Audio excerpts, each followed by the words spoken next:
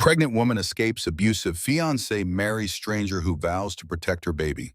She fled from an abusive fiance while carrying his child, desperate for safety. He discovered her secret on their wedding night and should have sent her away. Instead, he declared her baby would be his heir. Can a protective billionaire rancher save a pregnant bride from her dangerous past? Like and subscribe. Because this story of redemption and fierce protection will restore your faith in heroes. Clara Bennett's hands shook as she signed the marriage contract. 3 months pregnant, bruises hidden under her sleeve.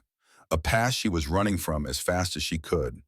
The matchmaker had promised discretion. No questions asked. Just a simple arrangement, 6 months as a contracted wife to a rancher in Texas, then freedom and enough money to start over. Clara hadn't mentioned the pregnancy. She'd worn loose clothes to the interview. Lied and said she wasn't involved with anyone. The baby wasn't showing yet. She had maybe another month before it would be obvious. By then, she'd figure something out. She always did. The important thing was getting away from Marcus, away from New York, away from the man who'd put these bruises on her arms and promised worse if she ever tried to leave. She'd left anyway. Miss Bennett, the lawyer looked at her expectantly. Do you have any questions about the terms? No, it's all clear. 6 months. A rancher named Austin Blake. Room board and a stipend. At the end, a settlement of $100,000.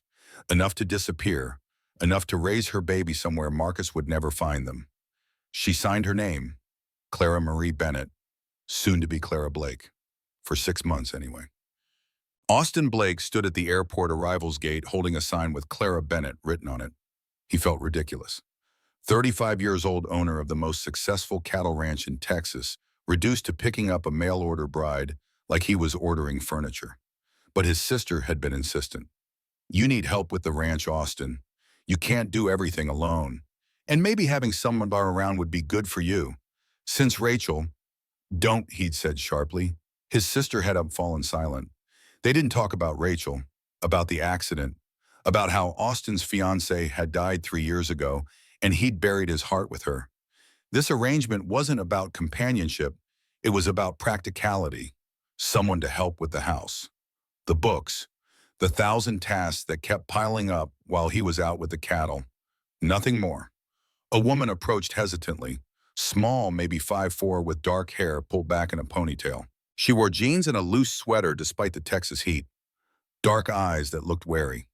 Hunted. Mr. Blake, Austin. And you're Clara. Yes. Her handshake was brief, nervous. Austin grabbed her single duffel bag, light, like she'd left in a hurry with only what she could carry. This everything?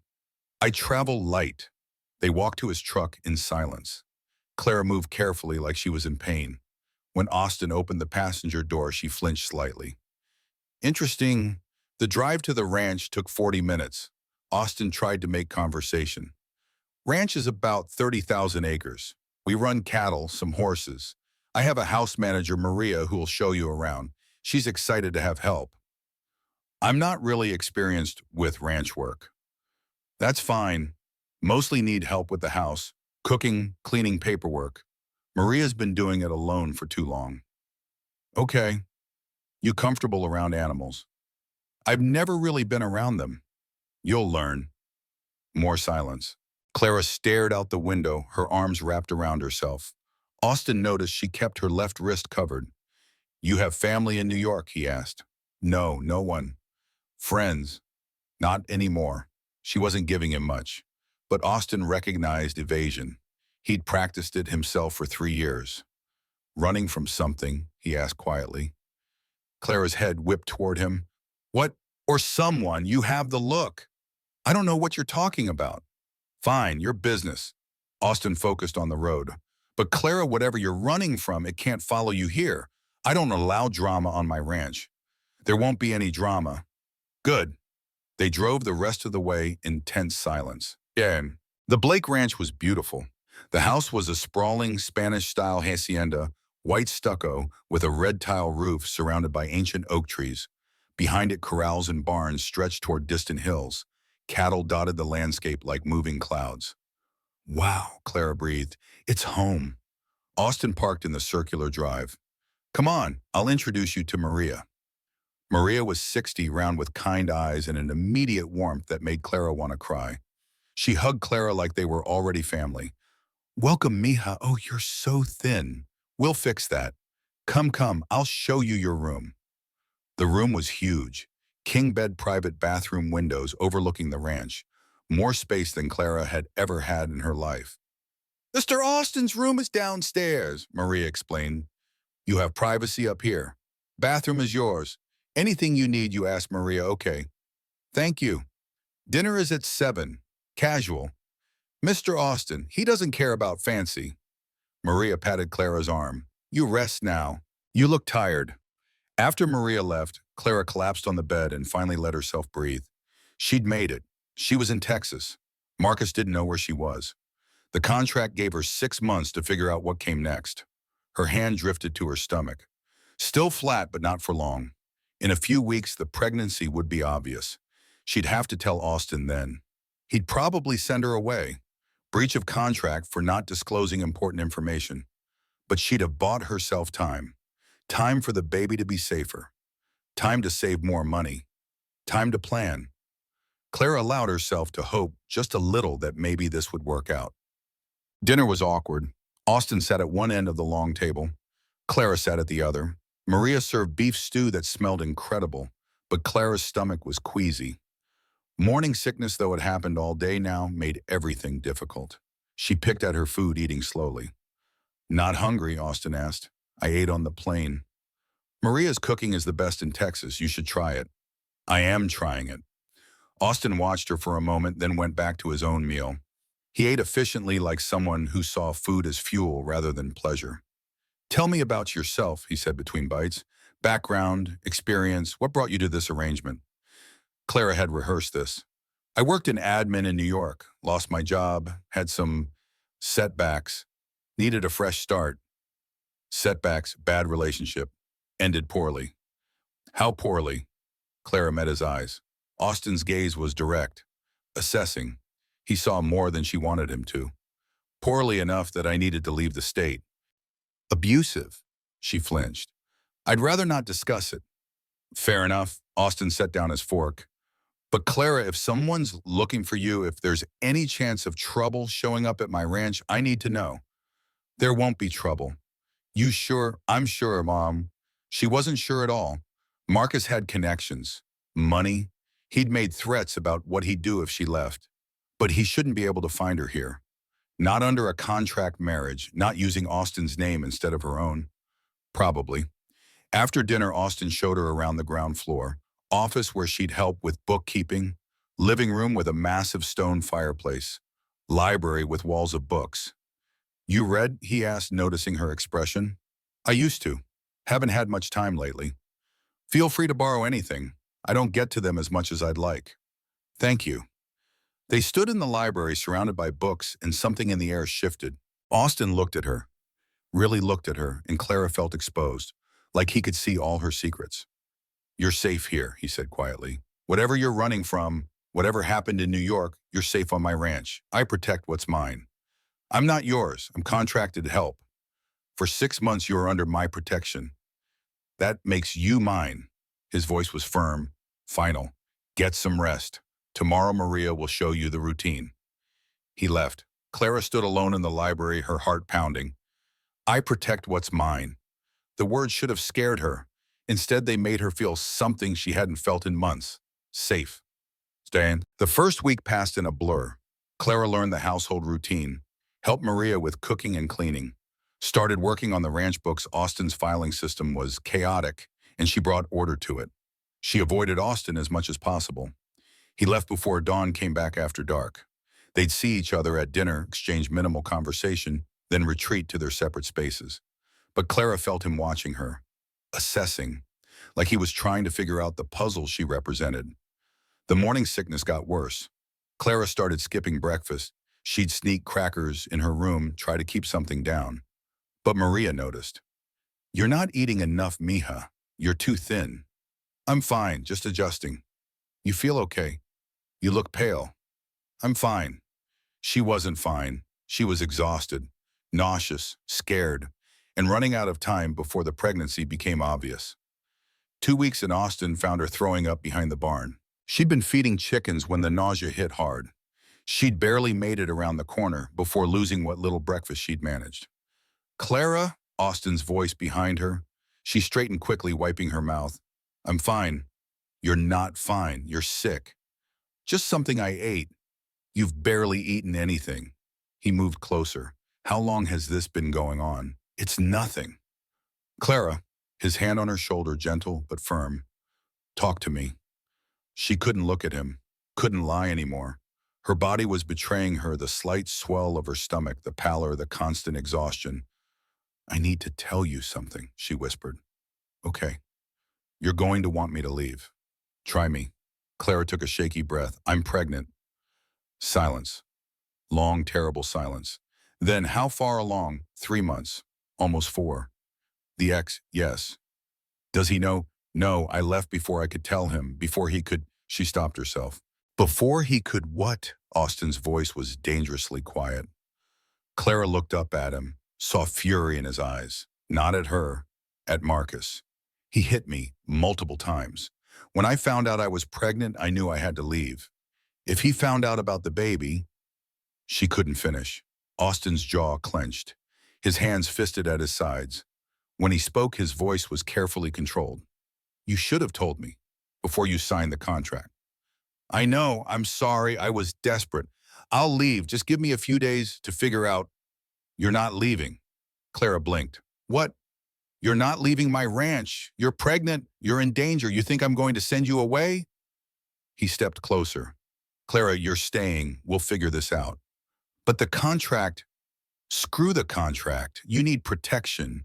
You need safety. That's more important than any piece of paper. Tears spilled down Clara's cheeks. She couldn't stop them. Austin pulled her into his arms, held her while she cried. His embrace was strong, protective, everything she'd needed for months. I've got you, he murmured.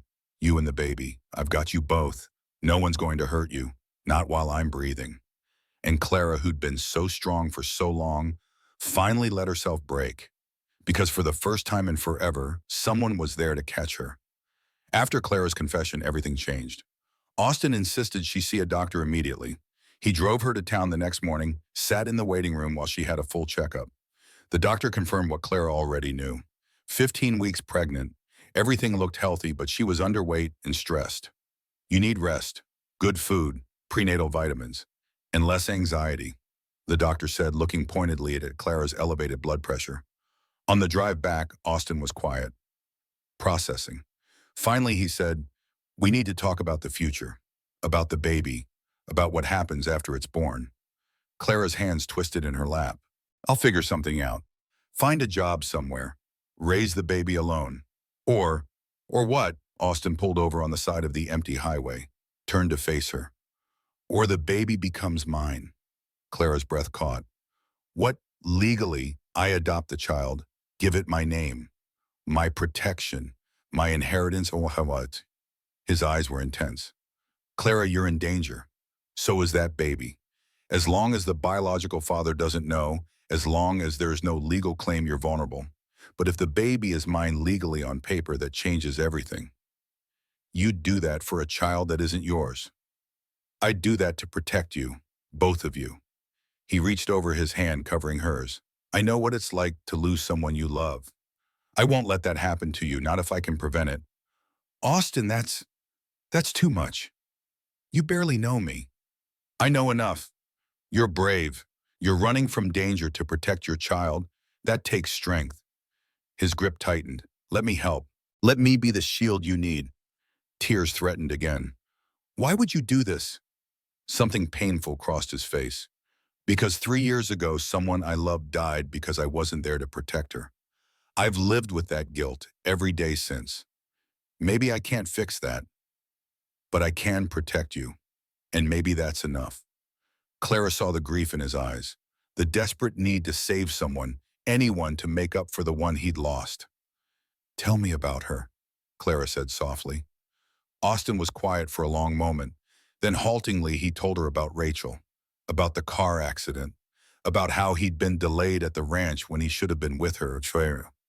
The truck that hit her ran a red light. She died instantly. I got the call 30 minutes later. His voice was hollow. I proposed to her the week before. We were planning the wedding, and then she was just gone. I'm so sorry. I swore I'd never let anyone close again. Never risk that kind of loss. He looked at her. But Clara, you and your baby need protection. And maybe protecting you is how I make peace with failing Rachel. You didn't fail her. It was an accident. Logic and guilt don't always align. They sat on the side of the highway, two broken people finding unexpected solace in each other. Okay, Clara whispered. Okay. Okay, when the baby is born, if you still want to, we'll do the adoption. Make you the legal father. I'll want to. His certainty was absolute. And Clara, until then we present as a real couple, engaged, planning a future. If your ex somehow tracks you down, he needs to believe you've moved on completely. We'd have to pretend to be together. Would that be so terrible? Clara looked at him, really looked at him. Austin Blake was handsome in a rugged way, kind beneath the gruff exterior, protective to a fault. She could do worse than pretending to be his. No, she said finally. It wouldn't be terrible at all. They moved her things into Austin's room that night. Separate beds. Austin insisted on giving her the main bed while he took the couch. But they shared space now, shared mornings and evenings, practiced being a couple. Austin bought her a ring. Nothing huge, just a simple diamond on a gold band. If anyone asked, we've been seeing each other for 6 months. You're pregnant with my child. We're getting married before the baby comes. That's a lot of lies. Necessary lies to keep you safe. He slipped the ring on her finger. It fit perfectly.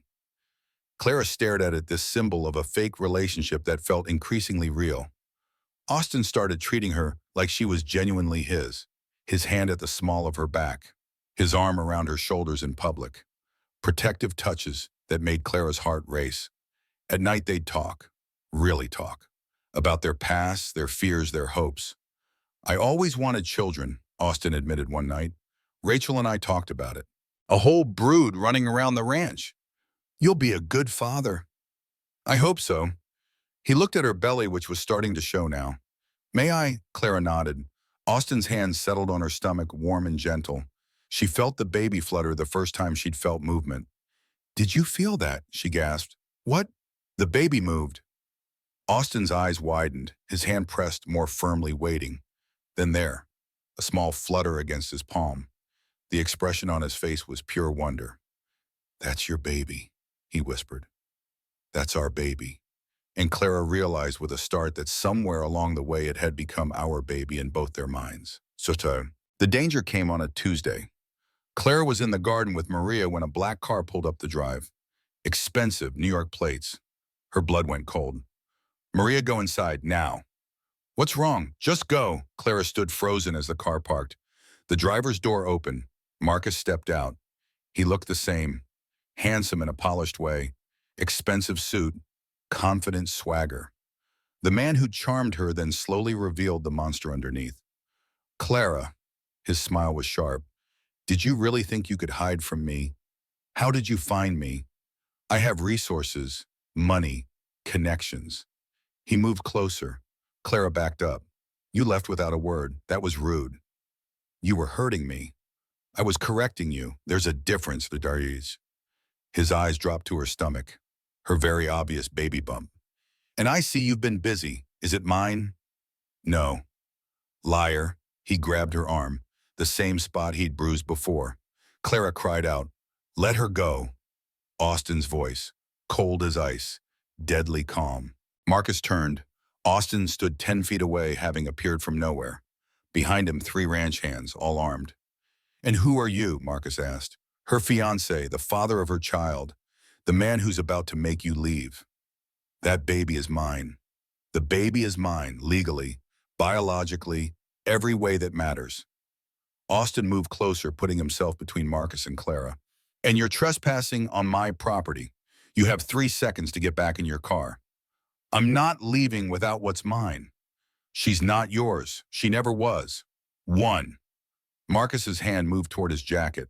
Austin was faster. The rifle he'd been carrying was suddenly aimed at Marcus's chest. 2. You wouldn't dare. 3.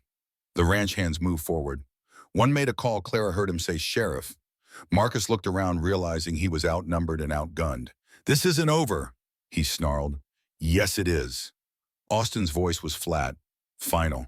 "Clara is under my protection. If you come near her again, if you even think about her, I will destroy you. I have more money, more lawyers, and more motivation than you can imagine. Test me and find out." Marcus stared at Austin, clearly reassessing. Then his eyes went to Clara. "You'll regret this," he said. "I regret ever meeting you, but leaving you, that's the best decision I ever made." Marcus left in a spray of gravel. The sheriff arrived 15 minutes later. Austin gave a statement, filed a restraining order, made it officially documented that Marcus was never to come near Clara or the ranch again. When it was over, Clara collapsed. Austin caught her, carried her inside, settled her on the couch. "You're okay. He's gone. I've got you. He found me. I don't know how, but he found me. And I sent him away." Clara listened to me. Austin knelt in front of her, his hands on her knees. "I meant what I said. I will protect you, both of you, with everything I have."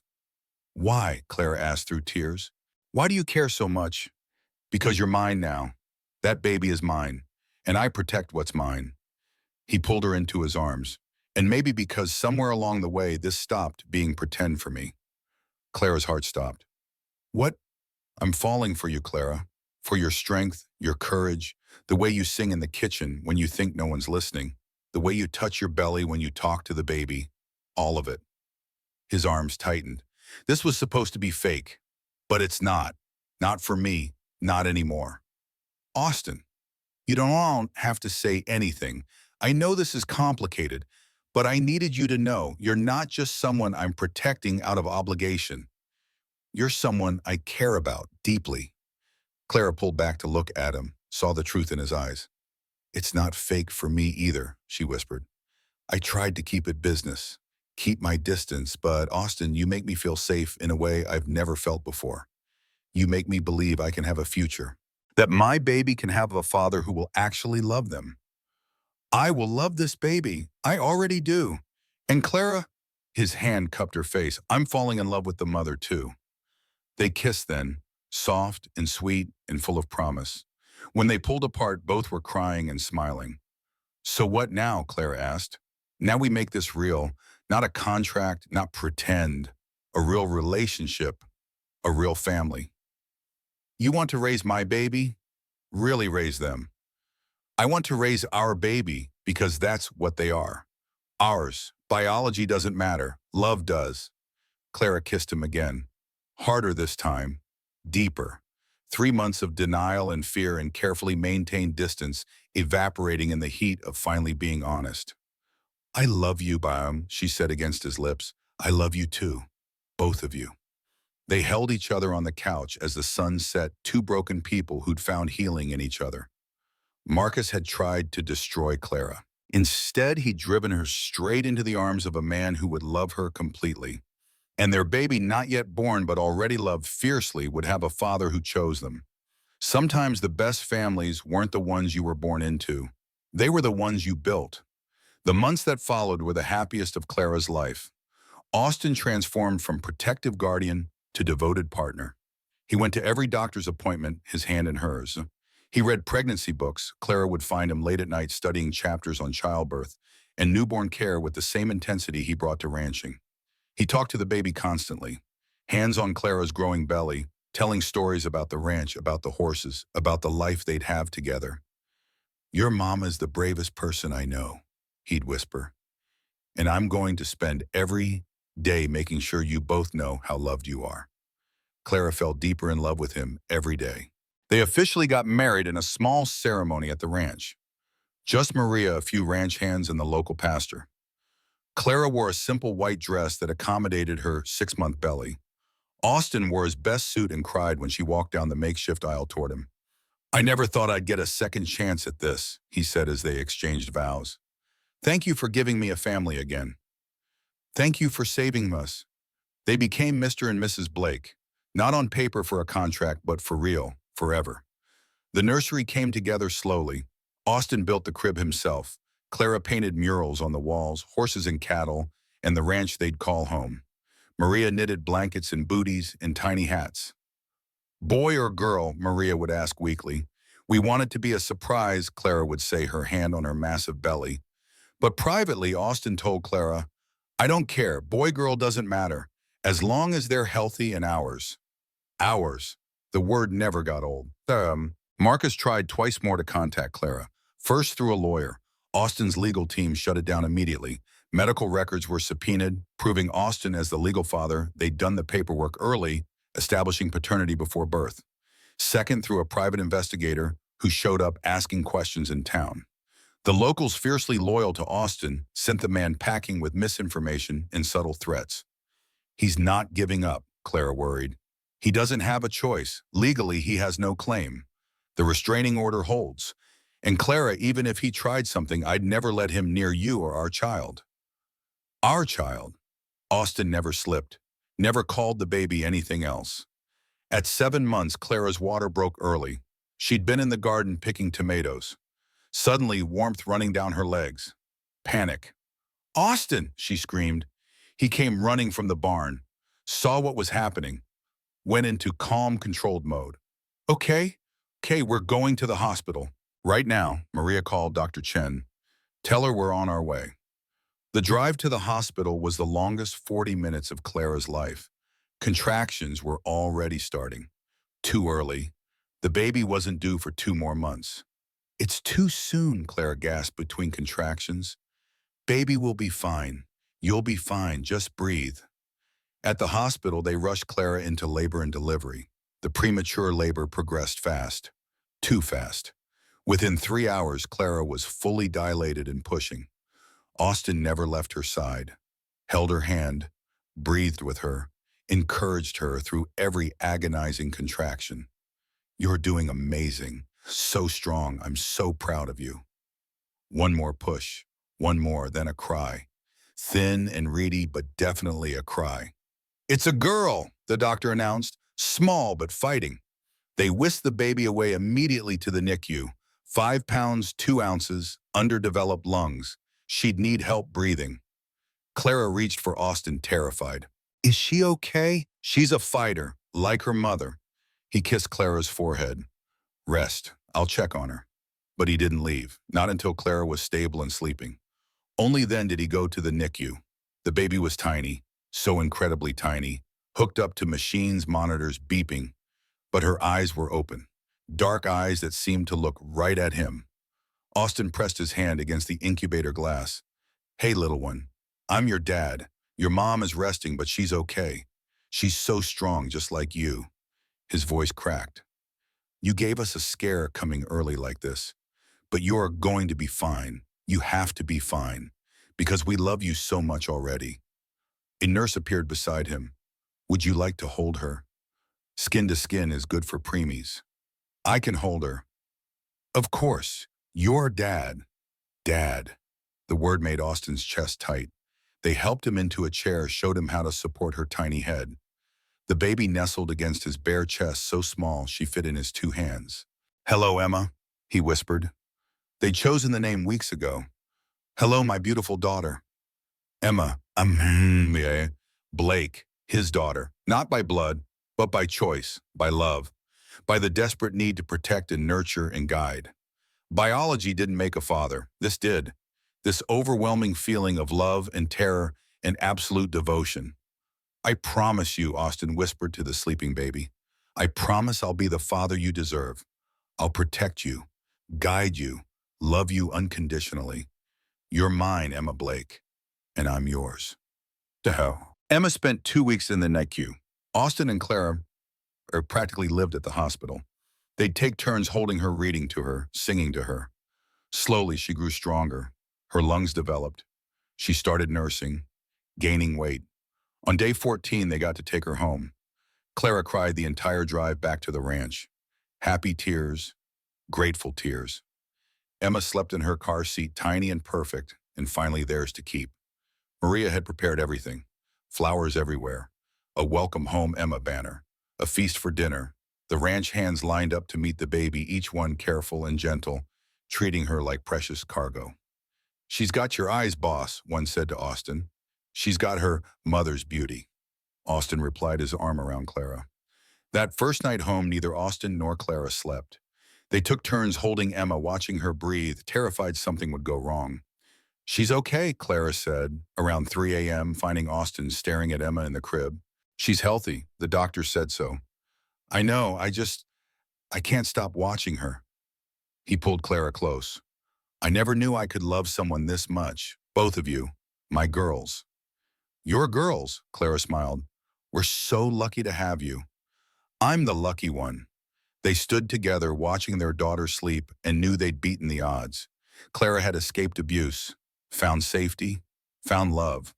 Austin had lost his first chance at family, been given a second chance, grabbed it with both hands. And Emma, tiny, premature, unexpected, had two parents who loved her fiercely. Not all families looked traditional. Some were built from broken pieces, from desperate flights and protective instincts, from contract marriages that became real love. Dow epilogue. 2 years later. Emma's second birthday party was chaos in the best way.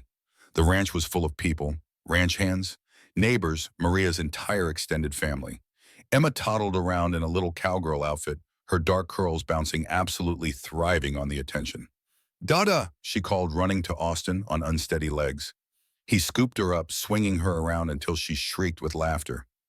"How's my cowgirl?" "Horsey want horsey. After cake princess." "No horsey now."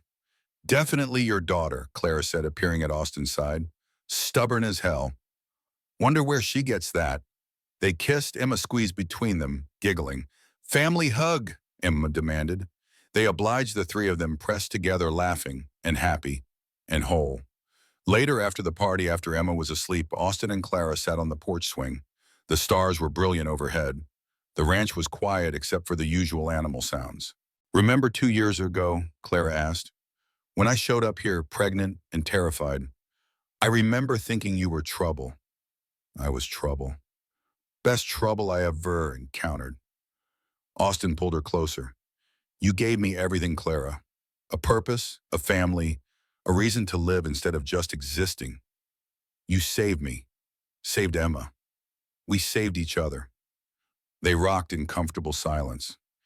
Inside, Emma slept peacefully. Around them, the ranch Austin had built and Clara had made into a home, stretched into the darkness.